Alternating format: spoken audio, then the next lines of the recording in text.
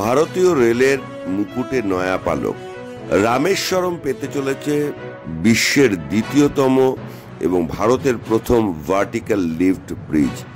দীর্ঘ 1 শতাব্দীরও বেশি সময় ধরে পাম্বাম ব্রিজ কাজ করার পর 2022 সালে এই ব্রিজটিকে প্রায় বাতিল ঘোষণা করা হয় এবং তারপর দীর্ঘ 5 বছর ধরে কাজের পর এখন সম্পূর্ণরূপে তৈরি রয়েছে বিশ্বের দ্বিতীয় এবং ভারতের প্রথম ভার্টিক্যাল লিফট পাম্বান ব্রিজ।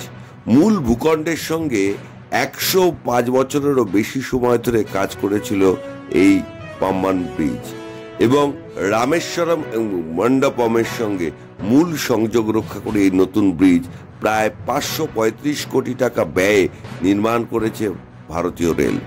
এমনভাবে এই ভার্টিক্যাল লিফট ব্রিজ তৈরি করা হয়েছে, যখন ট্রেন চলবে না তখন অটোমেটিকভাবে সমুদ্রের তলা দিয়ে যাতে নির্বিঘ্নে জাহাজ চলতে পারে।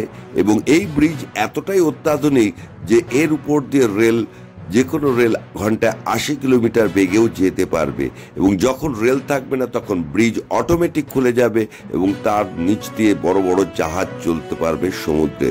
সব মিলিয়ে ভারতীয় রেলের মুকুটে নয়া পালক।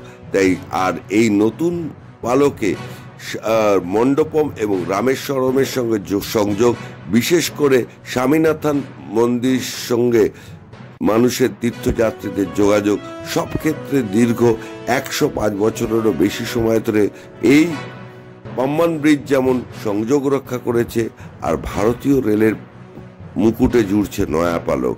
জম্মু কাশ্মীরের পর এবার রামেশ্বরম এবং তীর্থযাত্রী সহ ভ্রমণ পিপাসুদের আকর্ষণের কেন্দ্র হতে চলেছে এই নতুন ভার্টিক্যাল লিফট ব্রিজ। আর এই নিয়ে কি জানানো হয়েছে দক্ষিণ রেলের পক্ষ থেকে? I already told it is a world second and India's first bridge. This itself attracts a lot of tourists apart from the pilgrimage kind of tourists. To ensure the train safety, the bridge vertical movement is interlocked with the signals of the Pamban station.